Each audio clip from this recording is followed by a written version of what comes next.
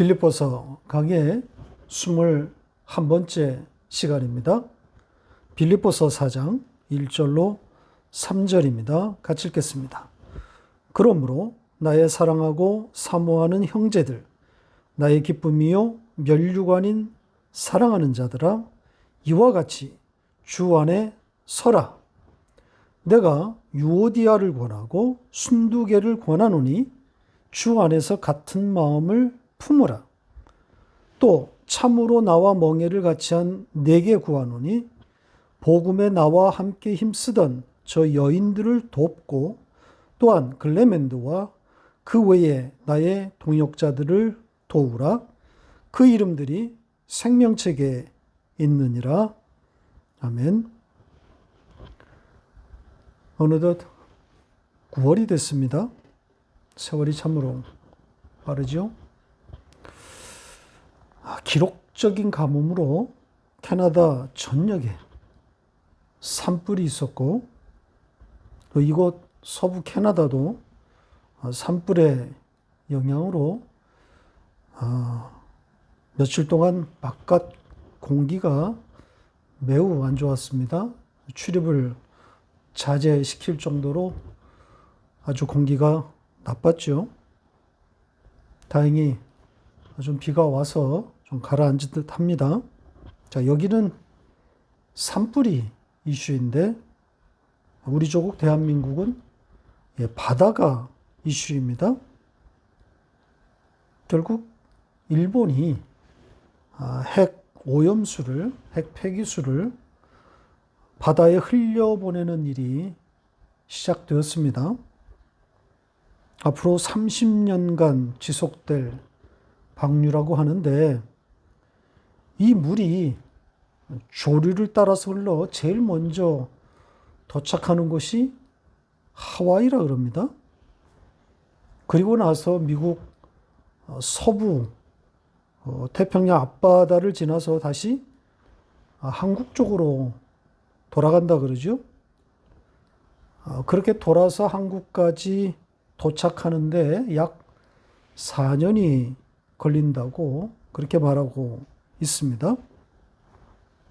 자, 그런데 그 물을 제일 먼저 만나게 되는 미국이 일본의 방류를 지지하고 있고, 한국도 그렇죠. 참 흥미로운 반응들입니다. 우리 세대에야 영향이 있겠습니까? 삼중수소가 됐든 플루토늄이 됐든 그 큰 바닷물에 섞어버리면 당장은 해가 없을 거란 말이죠. 문제는 그 물에 사는 물고기나 해산물 등이 먹이 사슬에 의해서 우리의 밥상까지 결국은 도달하게 될 텐데, 그걸 먹게 될 후대가 문제인 거죠. 이 시간에 이런 사회적 이슈를 논하자는 것은 아니고요. 인류가 스스로 만들고 발전시킨 이 과학적 도구들에 갇혀버린 그 인간의 죄성을 말하려는 겁니다. 역사는 발전한다. 이것이 세상의 그 역사학자들이 일관되게 주장하는 바인데, 실제는 퇴행입니다. 정확히 말하면 그저 반복일 뿐입니다. 역사를 공부하는 목적이 역사를 통해서 교훈을 얻고, 그래서 과오를 되풀이하지 않도록 하는 것인데, 선악과를 따먹은 인간은 그럴 수가 없는 거죠.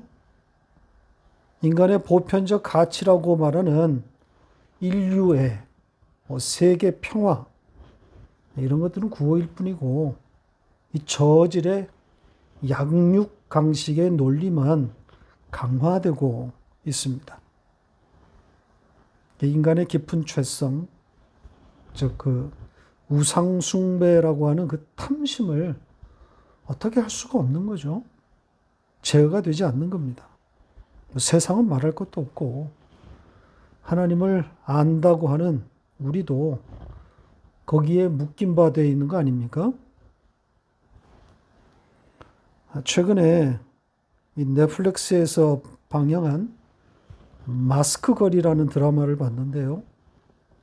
오늘날의 교회를 비꼬는 그런 내용들이 꽤 많이 등장합니다. 특히 이 교도소장의 모습을 통해서 오늘날의 한국 교회를 노골적으로 풍자하고 있습니다. 그러니까 세상이 오늘날의 교회를 어떻게 보고 있는지를 잘 알 수 있는 그런 대목입니다.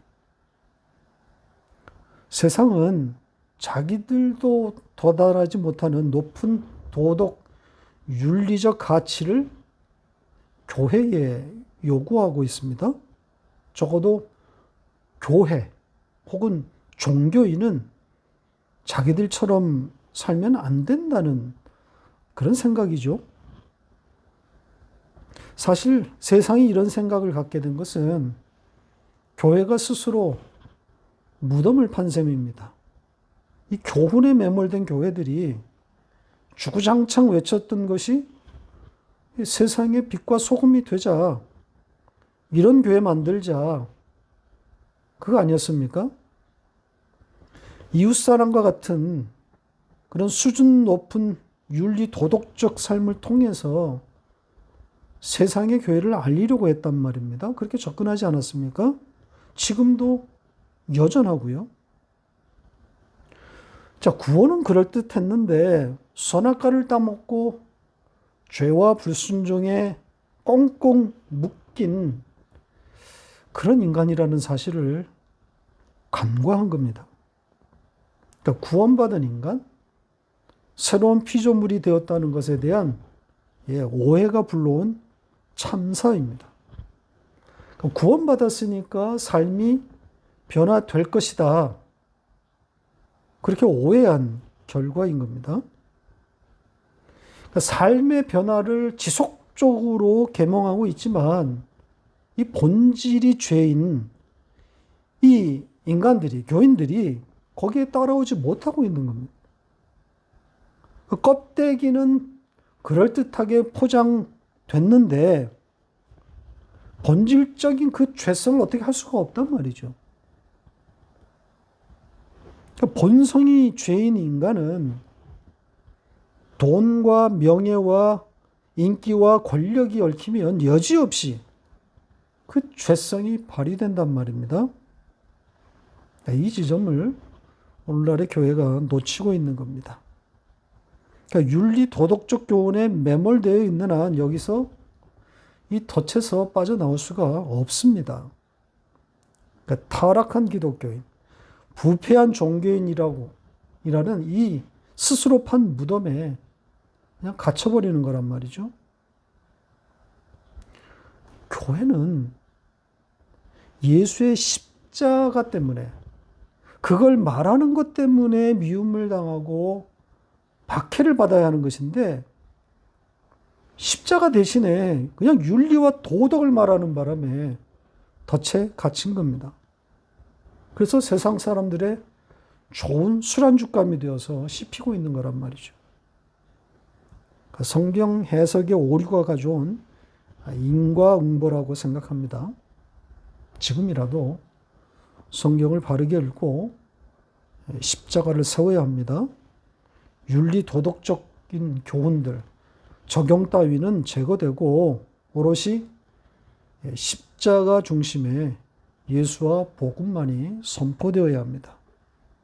신앙생활이 무엇인지 신앙에 대한 정의를 고민해야 합니다. 자, 이 정도 하고 오늘 본문 이야기를 해보죠. 빌립보서의 마지막 장인 4장으로 넘어왔습니다. 오늘은 1절부터 3절까지 살펴보기로 하겠습니다. 1절은 그러므로, 왜냐하면, 자, 이렇게 시작하고 있습니다. 그 앞에 내용과 연결되었다는 거죠. 그럼 앞에 나왔던 내용이 뭐였습니까? 몸의 변형에 대한 이야기였죠. 그러니까 십자가의 원수들은 땅에 기대어 살지만 하늘의 신분을 가진 우리들, 성도는 그 하늘의 예수 그리스도가 그들의 몸을 변형시킬 것이다. 자, 이런 내용이었습니다. 그리고 이 변형은 마지막 날에 일어날 변화이기보다는 지금도 성도들 가운데, 우리들 가운데 계속 일어나고 있는 변화다. 이렇게 설명을 드렸습니다. 이것은 하나님이 하시는 행위인 거죠. 비록 우리가 땅을 밟고 살지만 하늘을 살도록 하나님이 그렇게 이끌어가고 계시는 겁니다. 가짜 행복, 가짜 기쁨에 이 세상에 당신의 백성들을 두어서 진짜 기쁨, 참된 행복을 배우도록 하나님이 그렇게 이끌어 가시는 거죠. 자, 이런 내용이 오늘 본문과 연결되어 있는 겁니다. 오늘 본문 1절이 그 앞의 내용에 종속되어 있습니다. 그러니까 하나님께서 우리를 변화시키고 계시니까 그럼 우리는 이렇게 하자. 이런 취지입니다. 자, 어떻게 하라고 그럽니까? 주 안에 서라. 이렇게 되어 있습니다. 자, 서다. 똑바로 서다. 바로 그 히스테미 동사를 사용했습니다. 히스테미 동사가 사용됐다는 것은 바로 십자가라는 거죠. 십자가로 읽으라는 겁니다. 같은 단어라고 그랬습니다. 십자가가 바로 이 단어에서 왔단 말입니다. 근데 이제 십자가 이렇게 번역되는 바람에 진짜 이 단어에 담긴 의미가 죽어버렸어요. 십자가가 아니라 바로 섬, 똑바로 섬, 이게 원뜻인데 십자가라고 하는 그 형상이 등장하는 바람에 진짜 의미는 없어졌단 말이죠.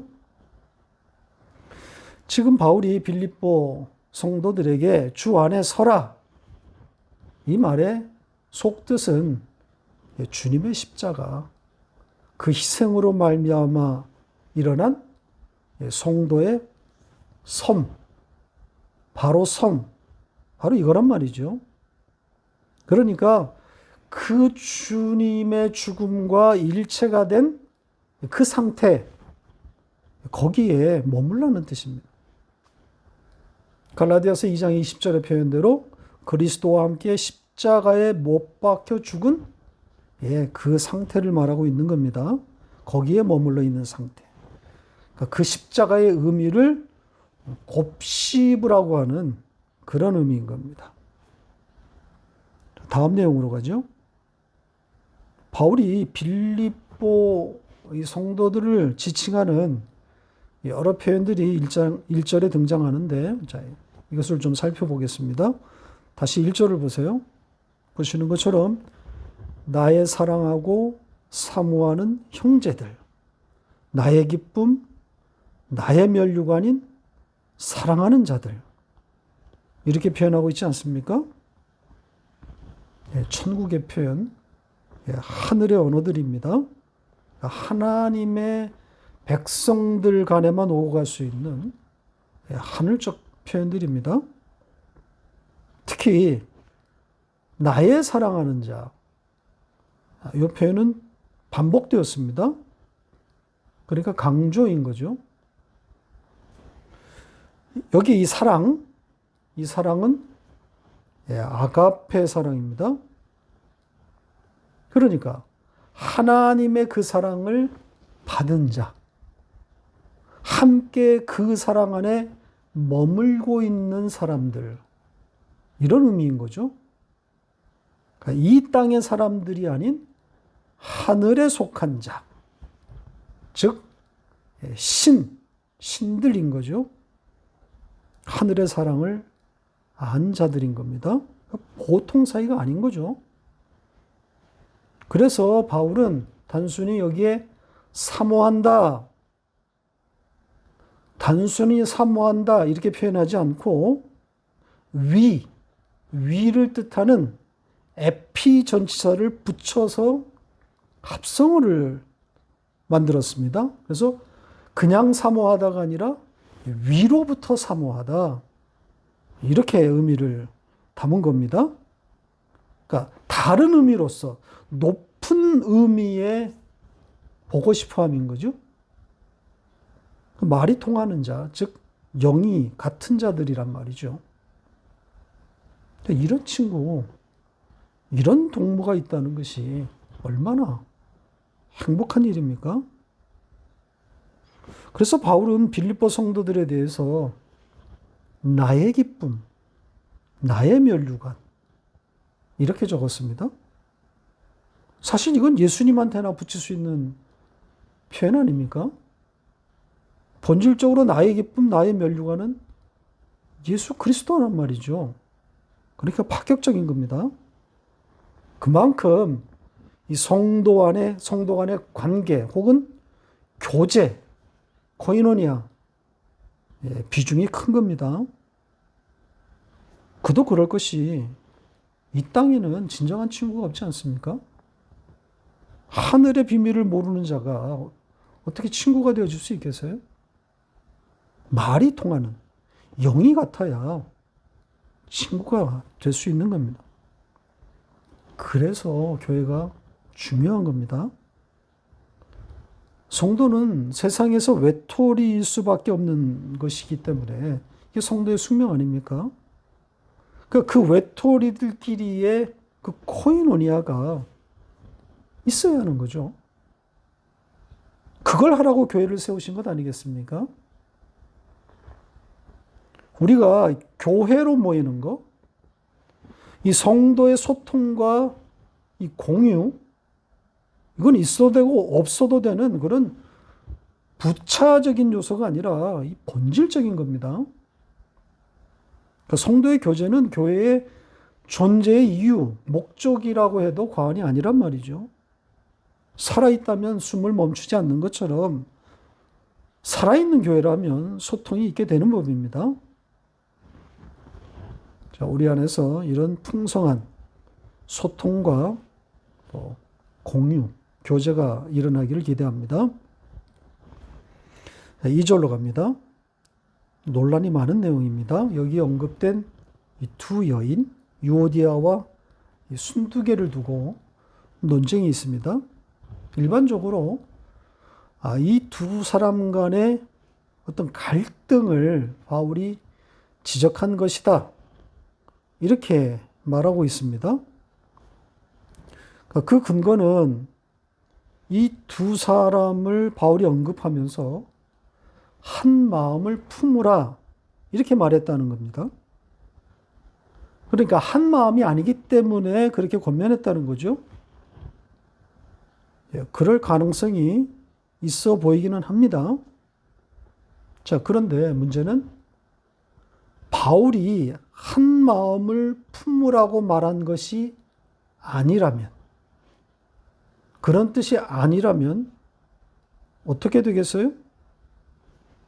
이 두 사람의 갈등, 충돌의 가능성이 현저히 낮아지는 거죠. 자, 우선 권한다라고 번역된 이 단어부터 살펴보겠습니다. 이 두 번 반복되어서 등장을 했는데 유오디아에게 권한다, 그리고 순두개에게 권한다 이렇게 말하고 있습니다. 그러니까 각각에게 따로따로 말한다, 따로따로 권한다 이런 의미인 거죠. 역시 서로 간에 갈등이 의심되는 표현이기는 합니다. 자, 그런데 이 단어의 뜻으로 들어가 보면 사뭇 양상이 다릅니다. 권한다라고 번역된 이 단어, 이게 합성어인데요. 원뜻은 바로 옆에서 부른다 이런 뜻입니다. 바로 옆에서 말하다. 친근함을 담고 있는 거죠. 자, 이 단어가 성경에서 어떻게 쓰였는지를 보시면 깜짝 놀랄 겁니다. 요한복음 14장 26절 같이 읽겠습니다.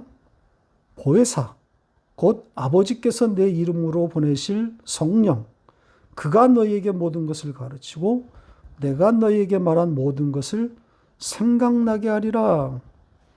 보시는 것처럼 이 동사의 명사형이 여기에 사용되었는데 바로 성령 하나님을 일컫는 보혜사 이렇게 번역됐습니다.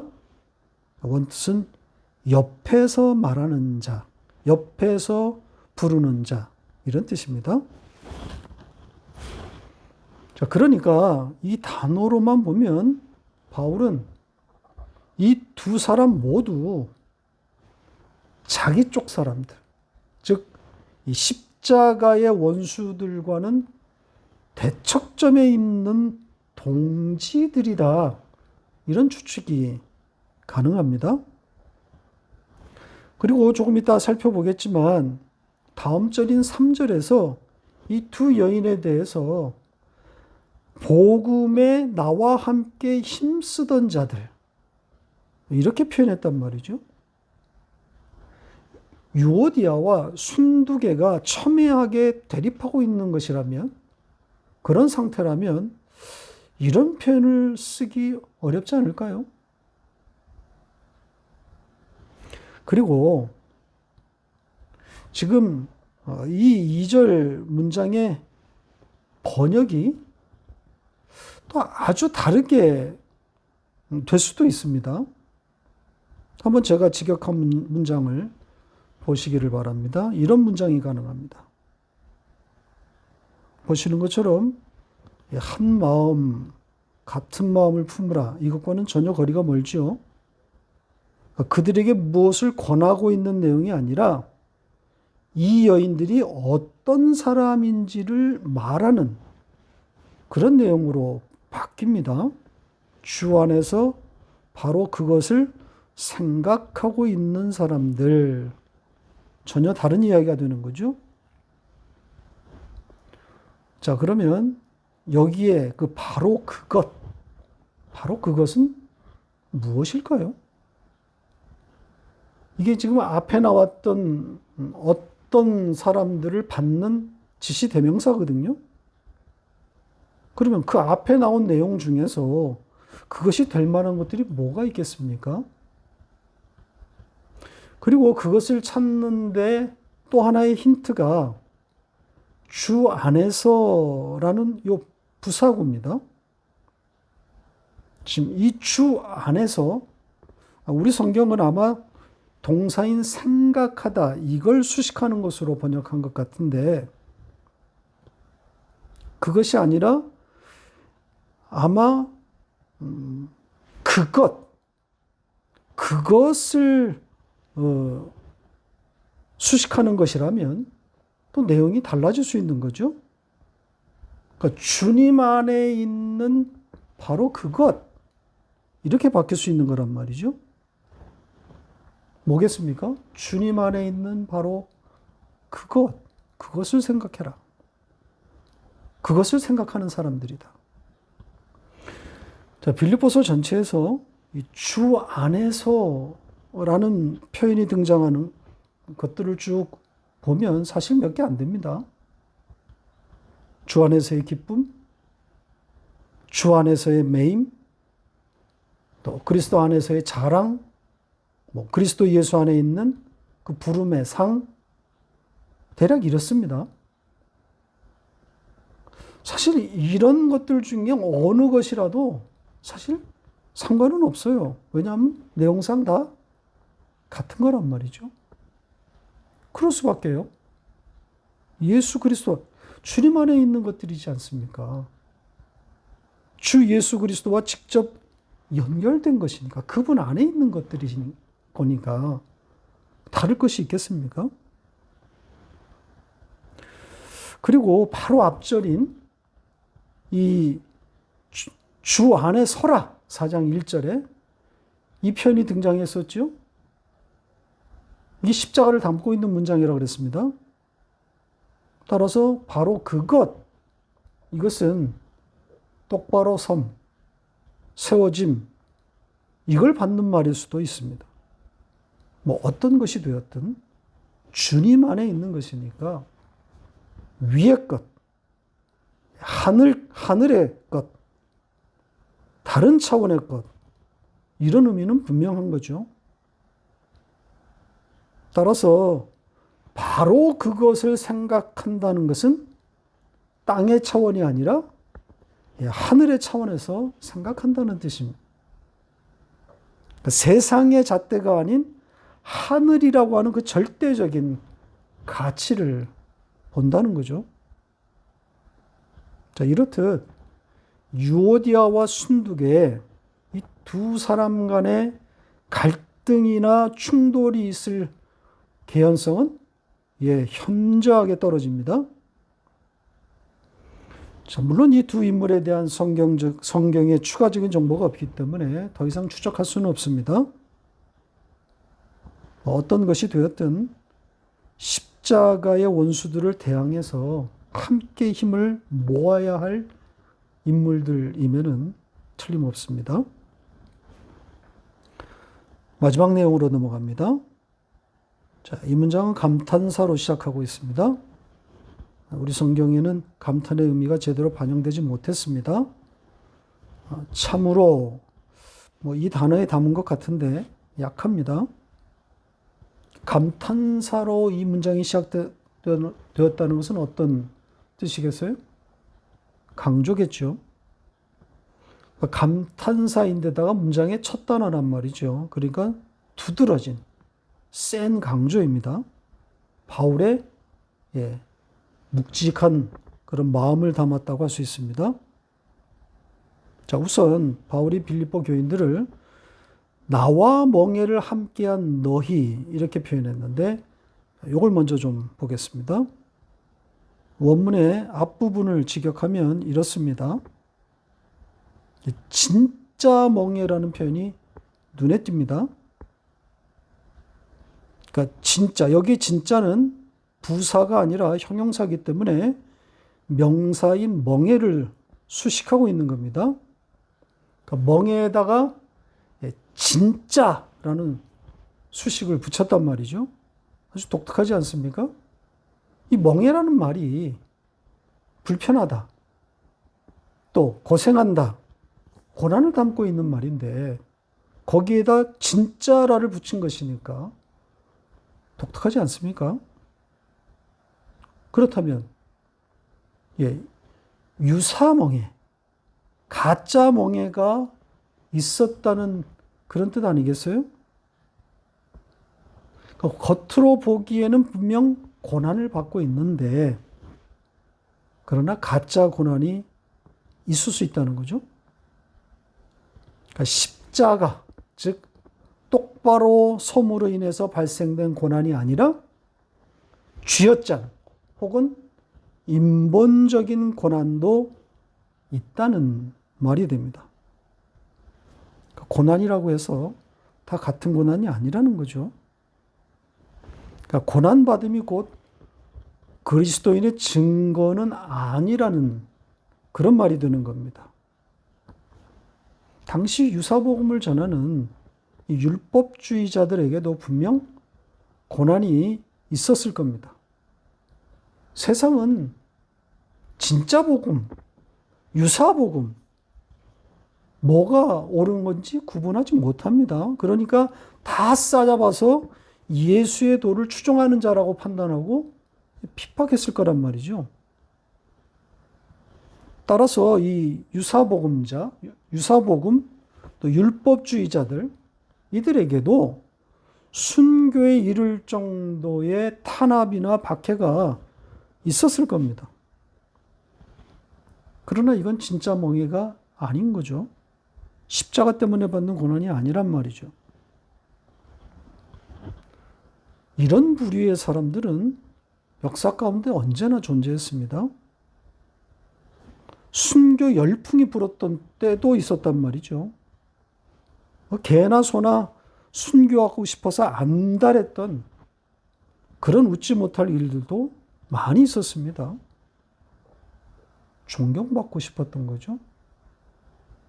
사람들에게 기억되는 그런 존재가 되고 싶었을 겁니다. 그러니까 인간의 죄성을 마귀가 이렇게 파고 들어오는 겁니다. 절묘하게 인간의 탐심, 즉, 이 우상숭배라는 자기 섬김의 그 본능을 타고 들어오는 거죠. 자, 그러면 이제 마지막으로 바울이 이 진짜 멍에를 함께하고 있는 빌립보 성도들에게 무엇을 부탁하고 있는지를 살펴보고 마치도록 하겠습니다. 내용으로는 한 가지입니다. 딱 한 가지. 빌립보 성도들에게 이 하나를 부탁하고 있습니다. 도우라입니다. 그러면서 빌립보 교회가 도와야 할 대상들을 쭉 나열합니다. 이 두 여인들, 유오디아와 순두계, 그리고 글레멘드, 그 외의 동역자들. 자, 이들을 등장시킵니다. 그러니까 이들을 도우라는 이야기가 되는 거죠. 자, 그런데 여기에 이 돕다, 이 돕는다라고 번역된 단어가 예사로운 단어가 아닙니다. 이 단어가 신약 성경에 16번 등장했는데 돕다로 번역된 것이 여기 말고는 한 군데도 없습니다. 그러니까 이 번역, 돕다, 잘못된 번역일 가능성이 매우 높은 거죠. 자, 이 단어는 합성어인데 이렇게 구성되어 있습니다. 보시죠. 단어의 원뜻이 뭐가 되겠습니까? 예, 함께 받다, 함께 붙잡다, 이런 뜻입니다. 자, 이 단어가 사용된 문장 하나를 보고 가겠습니다. 누가복음 1장 24절 같이 읽겠습니다. 이후에 그의 아내 엘리사벳이 잉태하고 5달 동안 숨어 있으며 이르되, 자, 세례 요한의 잉태를 기록한 내용인데요. 이 문장에서 어떤 단어가 오늘 본문의 그 돕다, 그 단어와 같은 단어일까요? 예, 잉태하다, 임신하다입니다. 받았다는 의미인 거죠. 그리고 그 외에 대부분의 문장에서는 이 단어가 체포되다, 잡히다, 이렇게 사용되었습니다. 그렇다면 여기서는 어떤 뜻으로 번역되어야 운명에 맞겠습니까? 나와 함께 진짜 멍에를 맨 너희들은 다음에 열거든 나의 동역자들을 도우라. 이게 아니라 품으라, 취하라, 잡으라. 이게 맞는 거죠. 이 도우라, 이건 이미 해석의 영역으로 넘어가 버린 번역입니다. 번역자는 그러면 안 된다 그랬죠. 그러니까 그들을 품는 것, 그들을 취하는 것, 이것이 물론 도우라의 의미를 포함할 수는 있습니다. 그러나 그건 해석의 영역이란 말이죠. 그리고 도우라고 해버리면 어떤 물질적인 후원, 이런 의미로 축소될 여지가 많습니다. 바울의 의도는 그게 아닐 수 있단 말이죠. 환영하라든지 아니면 그들의 말을 들으라는 그런 의미일 수 있는 겁니다. 물질적인 후원을 바울이 말하려고 했다면 이 단어, 술람마노, 이 람바노를 사용하지 않았을 겁니다. 이 단어가 그렇게 사용된 예가 없단 말입니다. 더군다나 이 두 여인, 유오디아와 순두계가 여기에 포함되어 있지 않습니까? 아마도 이 여인들이 빌립보 교회에 속해 있는 혹은 지도자일 가능성이 높단 말이죠.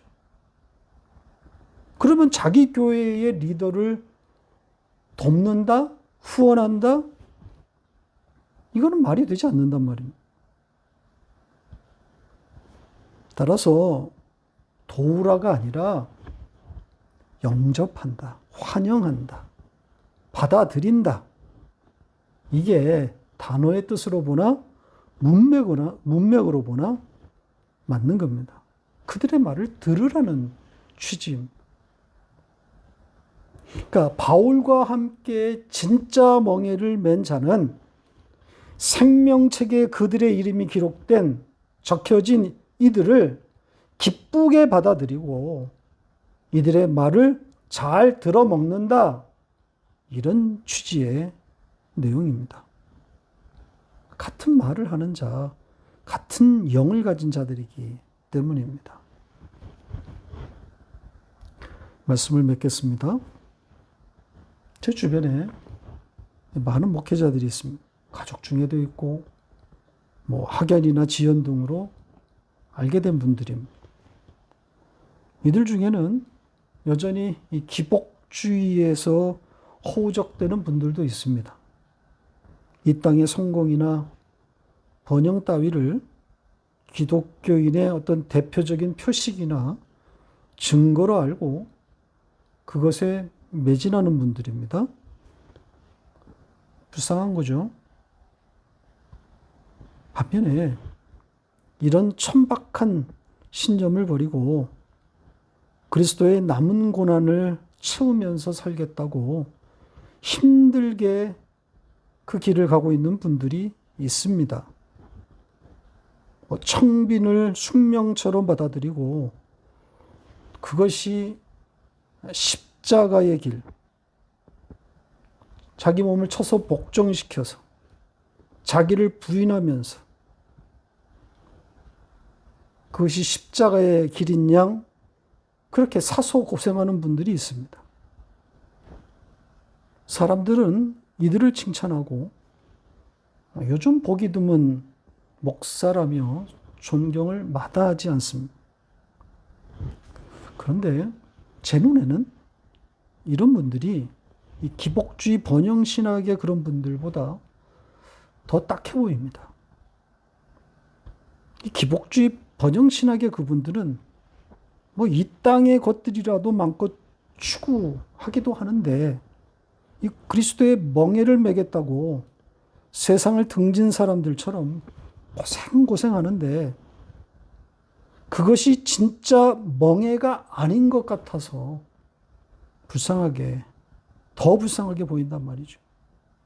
이 율법주의 유사복음의 멍에, 가짜 멍에를 메고 자기 의를 향해 가고 있는 거란 말이죠.